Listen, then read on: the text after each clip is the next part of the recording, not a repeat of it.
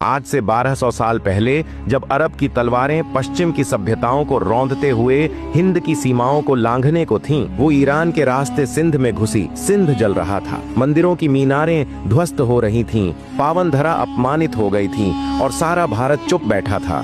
लेकिन तभी इतिहास ने करवट ली और उत्तर भारत की धरा पर कन्नौज की गद्दी से उठा एक सिंह। यह कोई साधारण राजा नहीं था, यह था मिहिर भोज, गुर्जर प्रतिहारों का गर्व, हिंदुस्तान का अभिमान। 23 वर्षीय मिहिर भोज कन्नौज की गद्दी पर विराजमान हुआ। उसके चारों ओर षड्यंत्र थे, भीतर राजघात था और सीमाओं पर अरब का साया। लेकिन उस युवा सम्राट की आंखों में केवल एक चित्र था, एक अखंड अभेद्य भारत, जहां न देवस्थलों पर संकट हो, न बहनों की अस्मिता पर हाथ उठे। कन्नौज के चारों दिशाओं में अपने सामंत भेजकर मात्र 2 वर्षों में भोज ने पांचाल, भोजपुर और गंगा घाटियों को अपने अधीन कर लिया। लेकिन उत्तर पूर्व की दिशा से उठती थी एक पुरानी पीड़ा। बंगाल के पाल राजा देवपाल ने कभी प्रतिहार वंश पर गहरी चोट की थी। अब पुत्र की बारी थी। विजयादशमी के दिन सरयू नदी के किनारे मिहिर भोज ने प्रतिज्ञा ली, पूर्वजों का अपमान मेरा धर्म है और बंगाल की माटी मेरी अग्नि परीक्षा। जहां भी उसकी सेना गई,